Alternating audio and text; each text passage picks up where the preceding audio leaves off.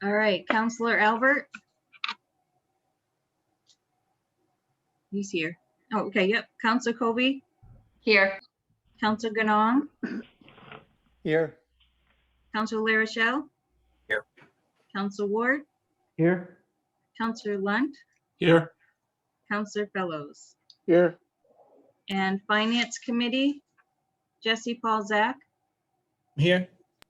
Heather Ward, Here. Noli Lopez, Here. Curtis Lunt, Here. Dan Lehman, Here. Haley McCrader, Rick Green, Tracy Austin.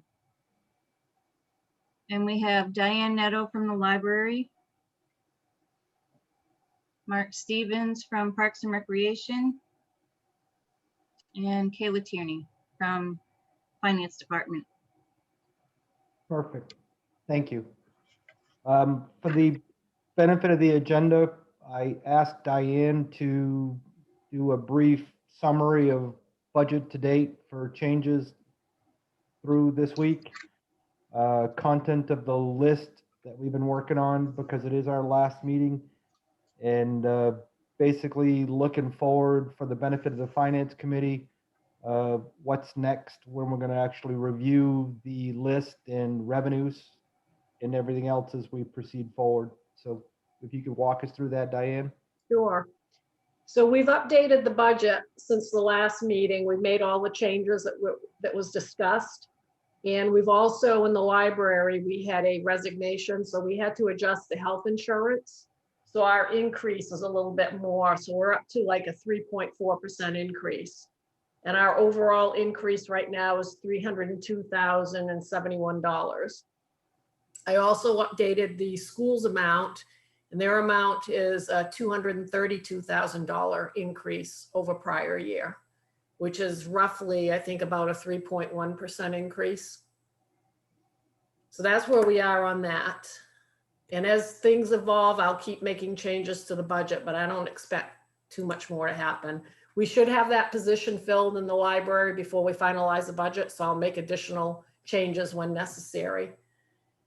The budget items on hold right now are the town manager's administrative assistant going to the HR director title. We also had the legal on there, which I don't recommend us touching that at all at this point. We had the HRA insurance, and now that people are getting out more, they are going to the doctors more, and I believe we will be going through the whole amount that I have in this year's budget, and I'll have to tap into the reserve.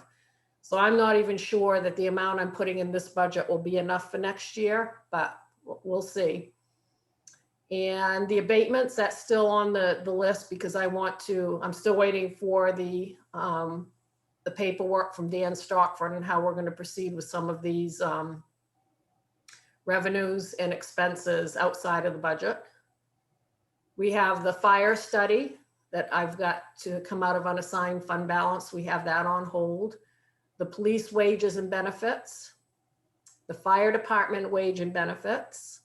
I also added the public works, and then the planning for the non-union wages of $5,000.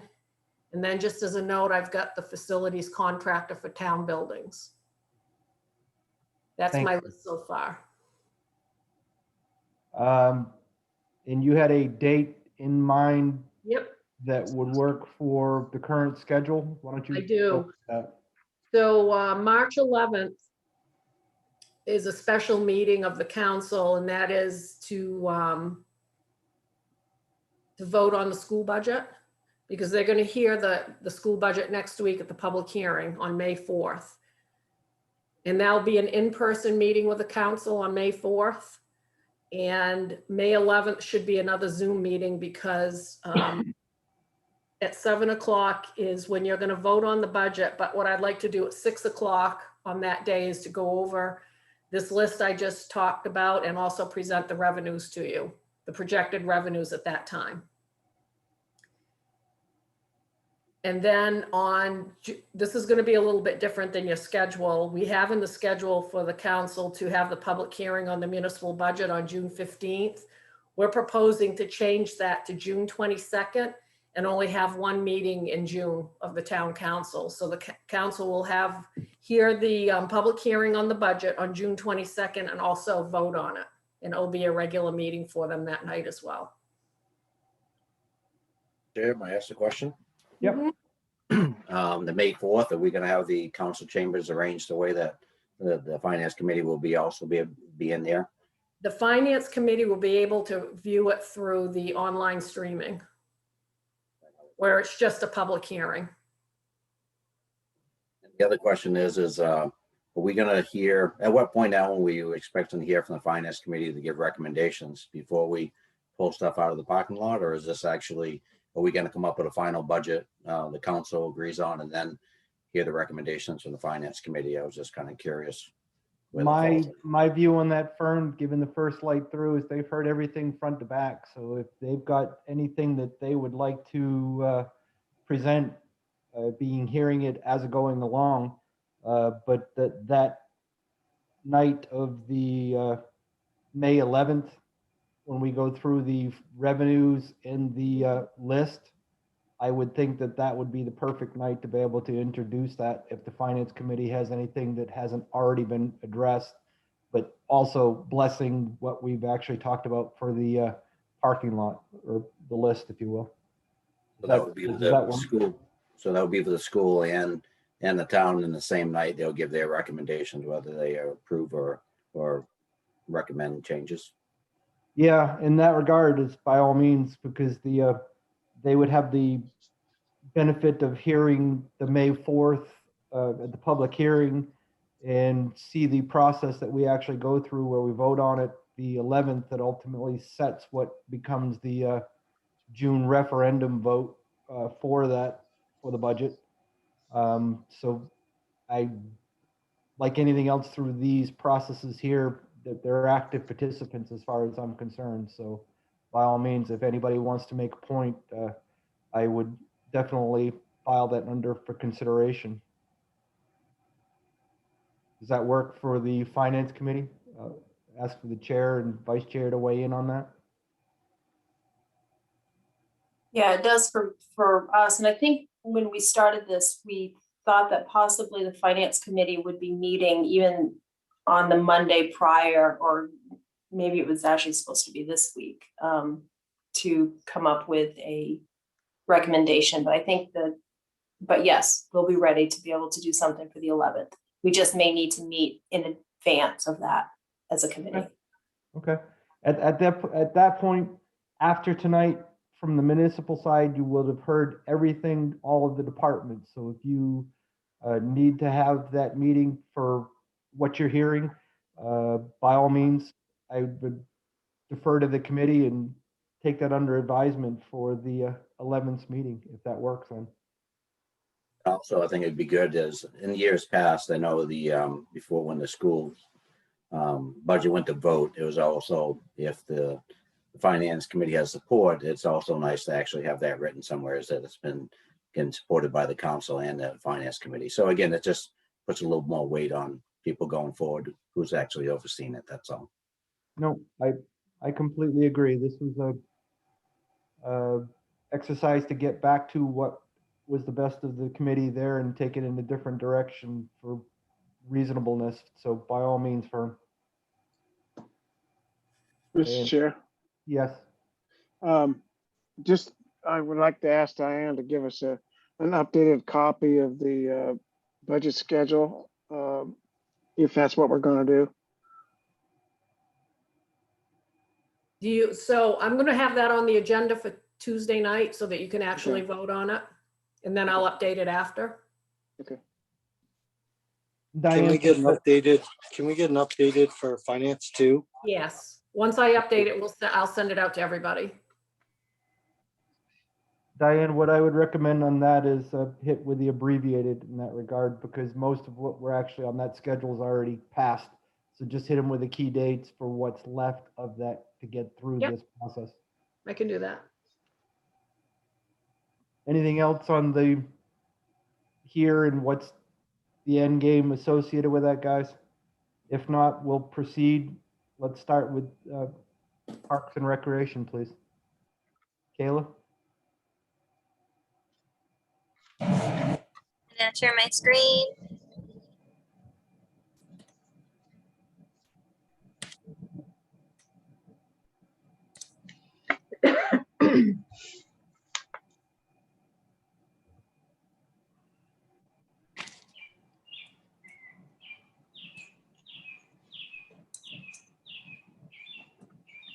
All right, Parks and Recreation.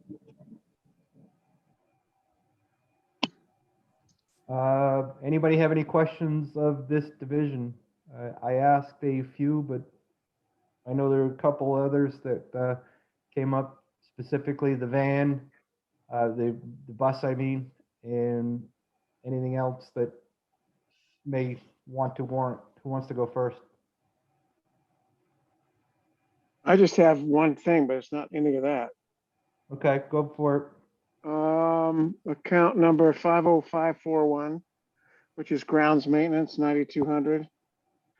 In the narrative, it does not mention Graziano Park. I just wanted to make sure that it's included in the maintenance, fertilizer and things like that, which it apparently needs. That's included in all the parks, including Graziano, yes. Okay, it just isn't in the narrative, so okay.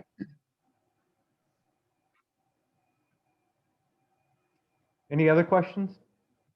Yeah, actually, I have a question for the other Mark. My question is actually about the trail, and I know we've talked in the past about having more signage for the trailheads and the various locations that you can access the trail and how people have trouble finding it. Is there anything in this budget, Mark, that would help add some signs or at least begin the process of that? And if there isn't, I'd like to add some money to actually give you a start on that. We actually got some prices today from the sign store for a 5x4 aluminum sign Mm-hmm. that we can put to, with us, plywood backing. Mm-hmm. Be about $400. And so what we're hoping to do is get 4 or 5 of those trailhead signs. So no matter what end of the trail or what part of the trail you're getting onto, you'll have a map and you'll have a description and a little bit of history of the walking path, the Miller Trail and the Androscoggin River Trail. That's great. Is this already priced into this budget here? I'm hoping to get a couple signs before the end of the year. Mm-hmm. And then the rest of them will be after July 1st. Okay. And also for Beaver Park. We have one, first one's going to be at Beaver Park. Sounds good. Thank you. Further questions? I asked one earlier. If not, I asked one earlier today, and I'll bring it up again. I asked about the non-supervisory, if the admin assistant position was part of the adjustments. Diane mentioned at that point in time that for the listening public and the benefit that that position was brought back to full-time as of April, based on what we'd had for discussion at the council the previous year. So for the benefit of that line item, unlike the other positions for adding to an existing budget, it's already assumed that that would be a full-time position for FY22. Is that for Kate's position? Correct, Yep. correct. Thanks. The next was about overtime. It's a new overtime line on there on 50-50140. This is for maintenance supervisor plowing during the winter months at MTM, the municipal building, in the library. And I asked, and Diane's prepared to speak to it, if not Mark tonight, what's the level of recreation program revenues that offsets this budget? For the listening public, you can't really weigh in on this budget until you actually know what the revenues are. So Diane, why don't you bring us up to speed on that? So we're gonna look over the revenues and have something for you for next week at the regular council meeting. Appreciate it, because the second piece that I actually mentioned, for the record there, it's a figure of currently it's $267,000 worth of revenue that goes against this budget. The point that I've made on that is I don't remember the last time specific increases to specific programs were made, but it's at least 2 years ago. And we've had at least 2 minimum wage increases within the Parks Division, Recreation Division side of it. The other part is if we're going to have to start considering rental for a van, if not bus, for some of the programming, Mark and Diane are going to have to look at the program revenues that are focused on that to make sure that there's an offsetting increase, because in short, we aren't keeping pace with where we were at 2 years ago if Mark's prices are increasing. Is that a fair assessment, Mark? Yes, in fact, there's been some discussion earlier about the revenues too, and we always look at the what the market value of certain programs are, and has always been under market. We've always kind of been on the low side, conservative side of our revenue, our fee structure. I think Kurt Lunt can attest to that. Over the 20 years, I think he was the town manager. But there, in our after school program, there's some room there to increase that, which would be, that's probably our biggest revenue maker. So if we increase that just by $5 or $10 a week, it probably wouldn't be a huge impact on the participant and the family, but it would be a pretty big impact on the revenue side. So that was one area that we're under market right now, and I think that we could increase that fee to help offset some of the costs. And there's some other areas that we're going to propose for next week as well. Thank you, Mark. And I just think it goes a long ways to actually protect your interests, is that we're not losing pace. We're trying to address the issues as they're coming up and being realistic. But at the end of the day, your budget is one that on a good year actually sustains itself. The recreation programs pay their offsetting costs, making sure that we're at least keeping pace with that in the area for as your costs are increasing. So thank you. Mr. Chair, may I? Yes, Fern. Mark, I guess the questions for you on this one is the bus that actually probably won't be there this summer. Is that mainly for the senior program, or are we using that for the recreation summer camps at all for shuffling kids back and forth to different schools? Because I assume you're going to be using all 3 schools again. We use that for other programs too, but mostly I say 90% is for our senior program. With the potential loss of that bus, that's a big hit for us. We really relied on that.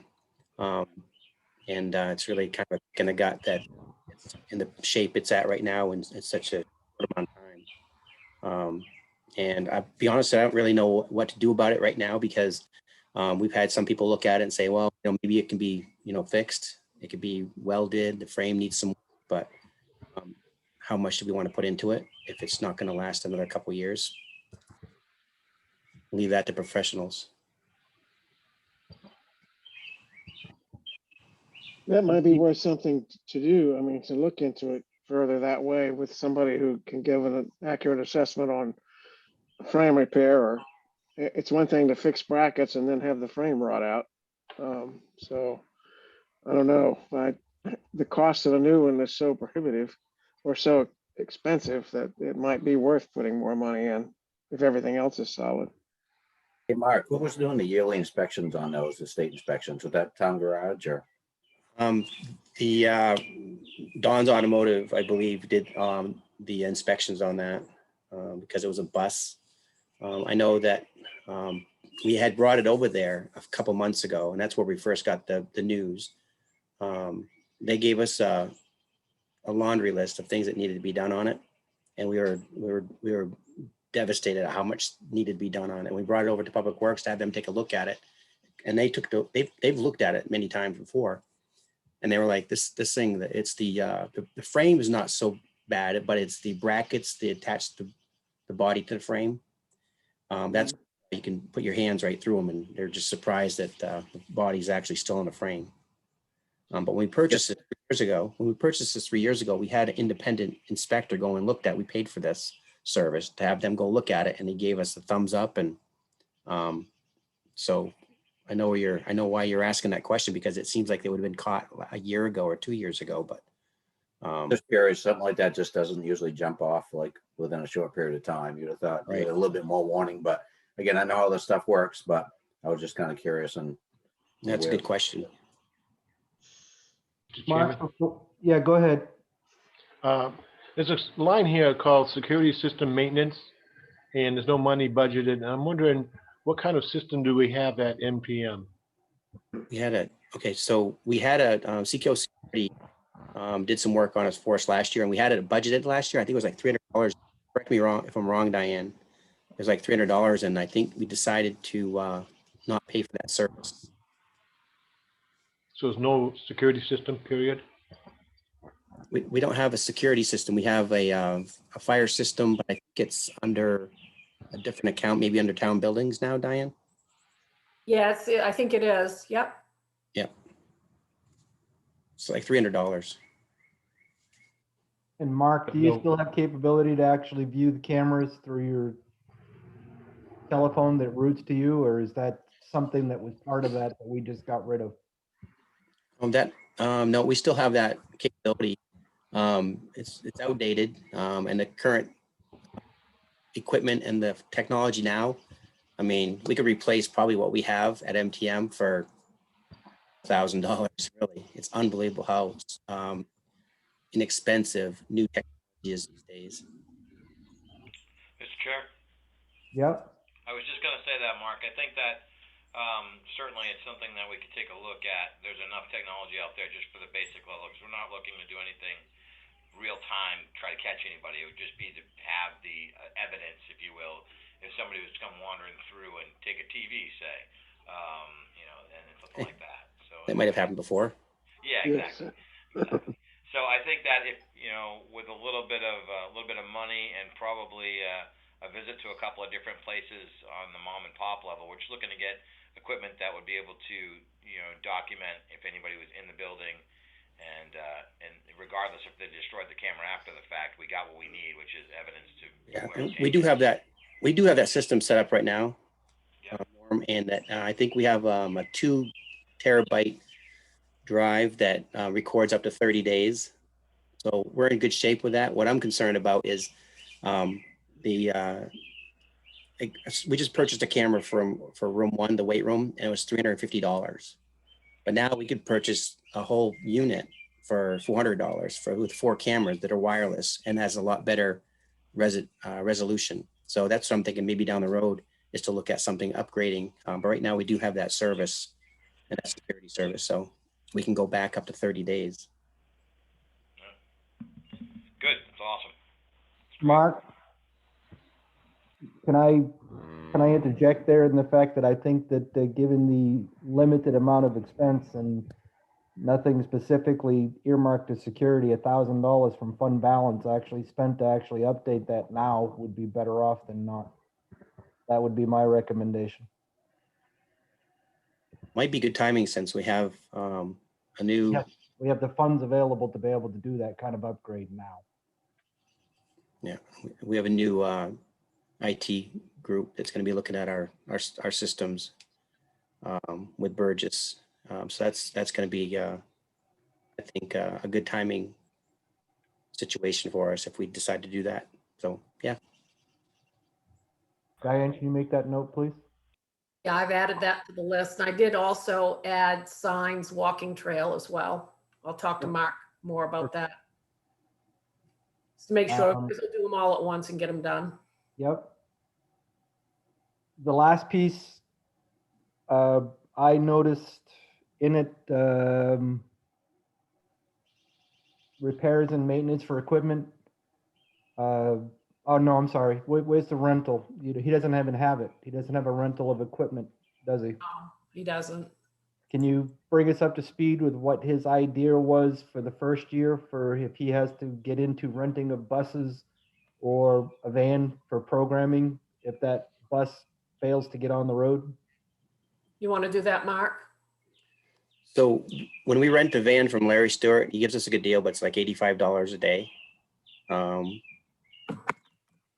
Including fuel and everything. It's a straight fee of $85. The problem is we have, it's like there are 12, I think 12 passenger vans, and I think he has some 15 passenger vans. But you compare that to the bus. I mean, if we have to rent, we have to rent, but we're renting vans instead of buses. And the getting in those buses for some of our older folks is quite difficult. And the amount of space between people is a lot closer. So it's not ideal, but if we have to, it's $85. And if we rent a van for, 3 times a month for day trips, we're talking under $250 a month for 12 months. So it's, under $3,000 if we want to do that, something for the entire year. And Mark, Mark, tell them where you were planning to take that from for this, just this 1 year till we figure out what we're gonna do. Yes, so we were going to look at the funds that we raised with the Moxie Car Show. I think we have enough money in that account so we can start it, and we're planning on having a car show again this summer so that we can add to that account as well. So that'll get us through the year. and for the benefit of the finance committee that may or may not know, the council I wasn't even last year, it was the previous year, the proceeds from that car show were earmarked specifically for the Sunshine Hill gang for repairs on that bus. So if that bus isn't on the road, the begs the question, what's there? But it's only a short-term fix. And the question I would have is if it can be put back into service, is it less than $8,000 or whatever is in that account that you guys raised? And are we depleting that for something in the future? My question whether or not we actually had funds available if someone was deemed to come up with a plan on repairing the bus. I mean, as long as we actually have, I'd hate to go out and pursue the idea of fixing it without the funds available to be able to do it. That's all. Right. Right. May I ask a question? Yep. What's the, when you talk about three trips a month, my first thought is that it's not very many to justify a purchase of a vehicle or even repairing a vehicle, that the lease seems to be more appropriate, but is the van used or the bus used for other trips? What's the usage, I guess, annually? Yep, that's a good question. In the summertime, we use it for our summer day camps. We'll take kids to Beaver Park, and we'll do 10, 12 kids at a time, shuttle them back and forth from school to school. If we have a person come in, like a magician come into one of the schools, we'll take either a school bus or we'll use our van if we don't have a school bus. And bus drivers for the school are getting harder and harder to find. So we've been depending in the last couple of years more on our bus. So we use that in the summertime for the children. And you're right, three trips is something that we're adjusting to. We do a lot more than that when we had our bus. We did 2 a week, basically through the school year, through the calendar year. And I'd say probably as many during the summer months. So it was a lot more than 3 times a month. I'm just saying that if we're going to have to resort to using a van, renting a van, less trips. Mr. Chair, may I ask another question? Sorry. Yeah, I think I heard Norm first, and then we'll go you first. Thank you.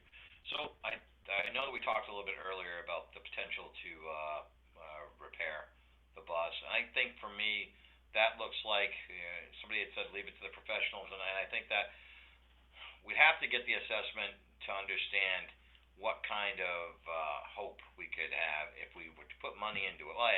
Just get an understanding what cost would be, and then if it falls somewhere in reasonable or something that we can stomach.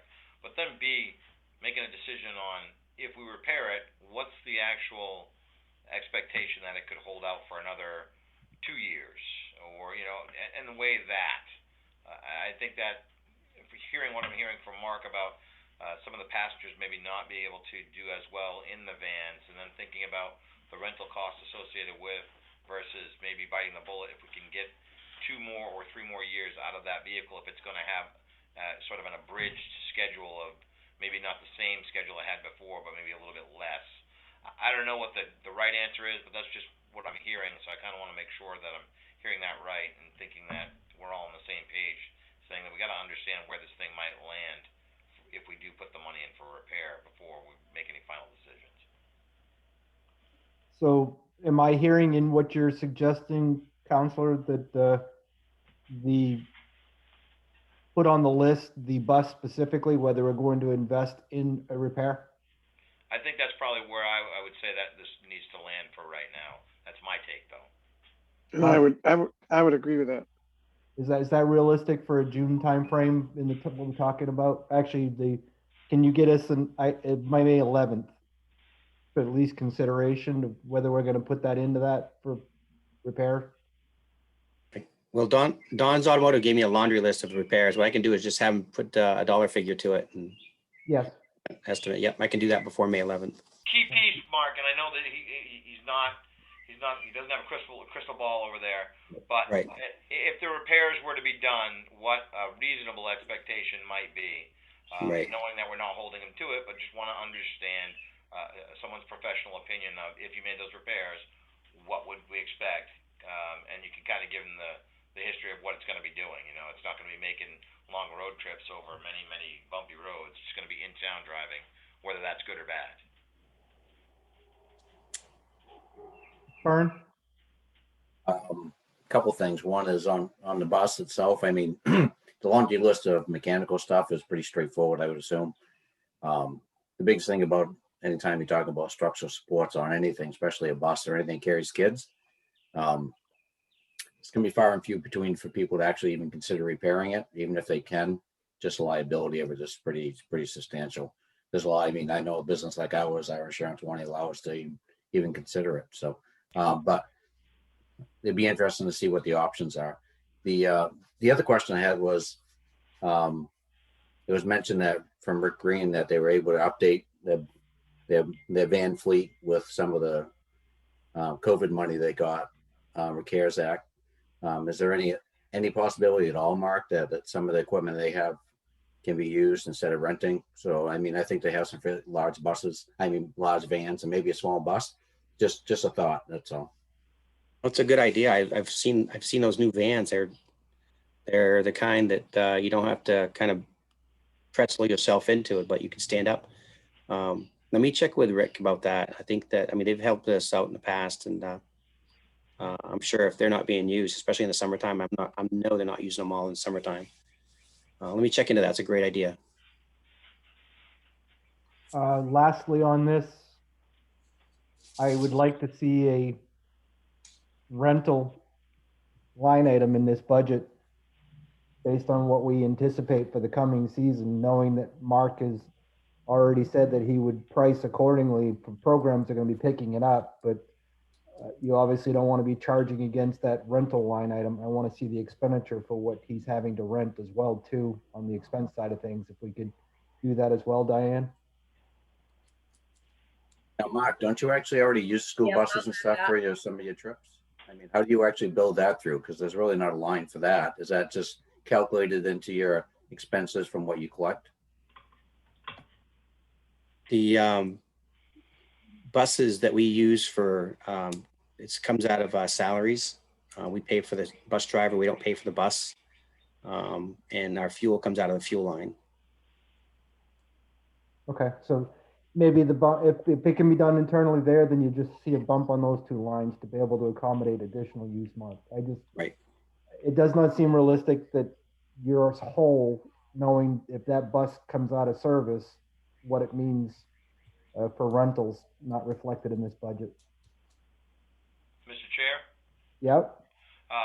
That being said, I think that in light of Councilor LaRochelle's insight, because of his professional background and regarding the sports piece, and the potential for partnering or working with the school to maybe get a resolution, if not with the school, then at least through a rental line.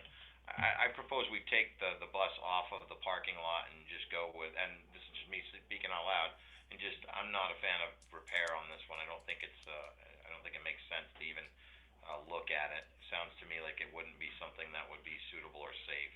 We might be dumping money into a money pit for no real reason. Mr. Chair, Yeah. does that cost us money to get a cost estimate on what type of repair they're gonna do?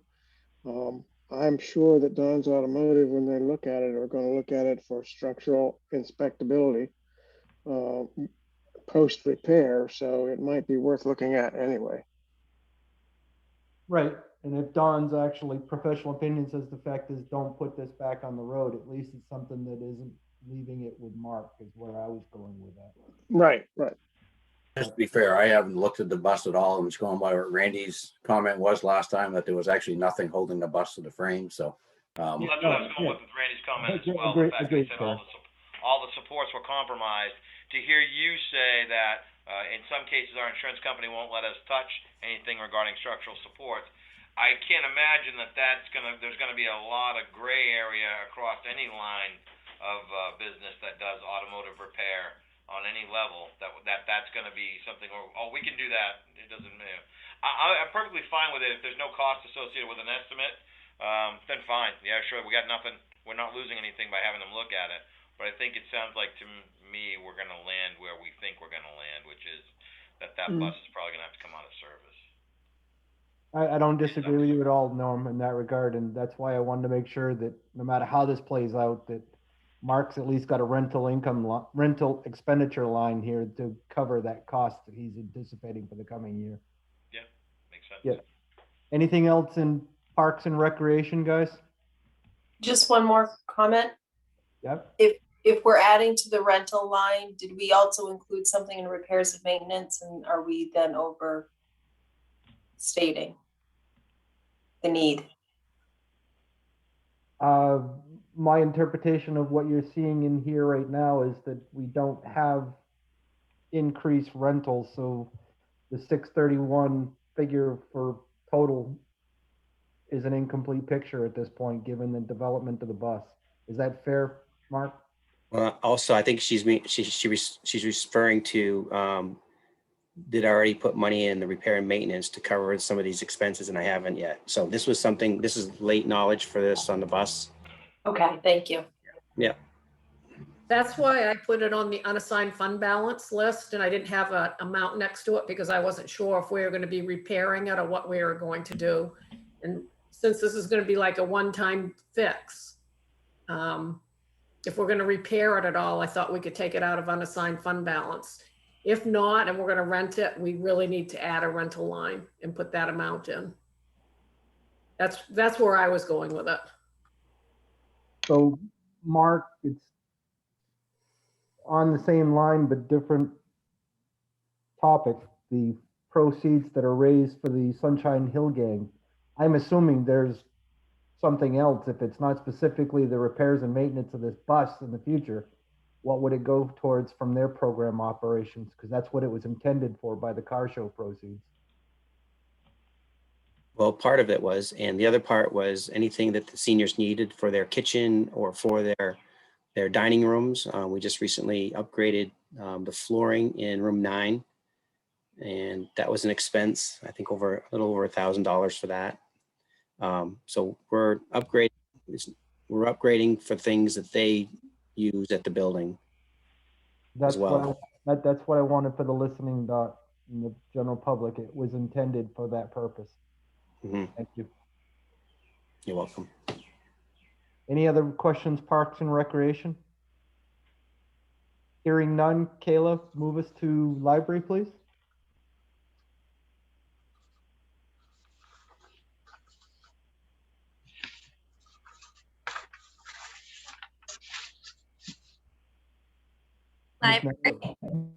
Ms. Neto is with us here tonight too. Any questions of library? First thing I will note on there, if you go up just to the wages line, Kayla, Straight out of the gate, she's actually recommending a decrease in hours to show the $2,200 decrease in the non-supervisory line. And the one thing that really stood off the page to me that she's made her pitch for, it's a repeat of, I believe, last year's, an additional day for postage in the 3650 amount. And Ms. Neto, why don't you just give an overview of what that is for the public? Good evening, counselors, Finance Committee, Town Manager. With me here, but you can't see them, are members of the governing board. So certainly if you have questions, they can piggyback from behind me if need, but they're on other computer terminals. Yes, indeed, in the non-supervisory, the part-time, one of the part-time positions would go from 15 hours to 10 hours per week. That's based on, I've been watching the circulation statistics and the in-house use since we've come back last March, and closely to make sure that we have, first of all, sufficient staffing and certainly to be fair to the budget. I have watched that closely. And I also am always in touch with the state library in reference to how quickly things are going to change in in-house services and programs. And we've discussed this with the governing board, and to keep staff busy and patron services up to par, we can comfortably say that we can cut that position to 10 hours a week next fiscal year. That would include one of the evening hours and Saturdays. And we can certainly continue to give excellent services to the patrons.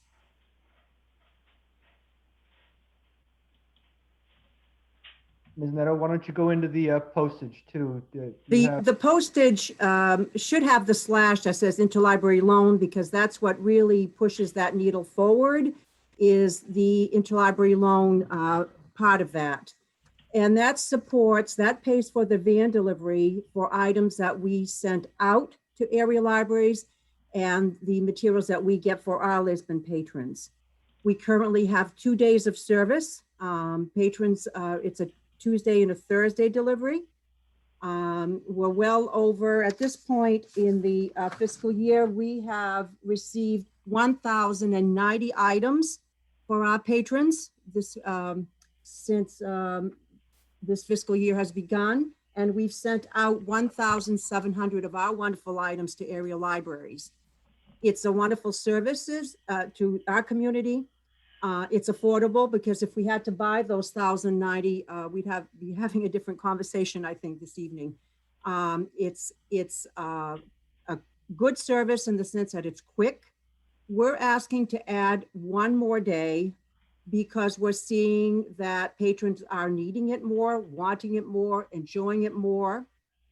And it still is affordable. I always come back to a certain, like, bonsai tree cutting. Somebody likes that, they want to read 7 or 8. I don't have to buy 7 or 8. I'm happy with 1 or 2, and then we get them from other libraries, Bangor, Mechanic Falls, wherever. And it doesn't cost us more than the price of the delivery. I just got off another Zoom meeting with the state. They finally got word that the price per delivery day, that could be 10 totes. They're big plastic bins that you see, they deliver to pharmacies. They're the same. It's called Freedom Express, and it's statewide. It's going to go up to $19.15 per delivery day. I've built that into that budget, but if we go to 3 days a week, a person could order over a weekend or a Monday, and their item could be here as quickly as that Friday. If we add, it would be a Friday delivery day. So it's convenient, and we still have patrons that are liking that, and the cloud library come in quickly to pick up their items and drop them outside. There's still that concern with the ongoing issues with the pandemic. So that's the request for a 3rd day for interlibrary loan services. The rest of that is postage. That's to get out the overdue notices to customers and the final notices or bills or anything else that we've got going out through the U.S. Mail Service. Thank you, Ms. Neto. The Very flip welcome. side, the flip side of that, guys, is if you look at the operating supplies, that's how that $30,000 figure maintains to be manageable. If we didn't have the interloan library that's now connected statewide, that figure would be increasing because we would have to increase it and put it in the stacks. I asked the question of Ms. Neto offline as well. You guys saw the answer there. Is the fact that, is that amount reasonable for the coming year, knowing we're coming off the pandemic that had her closed last year? And her answer is yes. I see no reason to cut anything within her budget this year. Any other questions of Ms. Neto? Mr. Chairman, Yes. I think I know the answer, but under health insurance, can you explain the $21,000 increase?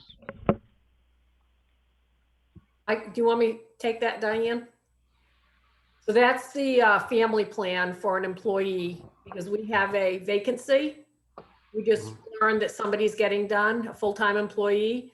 So without knowing what a new employee is going to choose for health insurance, we budget the worst case scenario, and that's what that is. When we go through the hiring process, we may bring it back down to where it was, or it may stay there, or it might be somewhere in between, but we always do the worst case scenario so that we don't under budget. Thank you.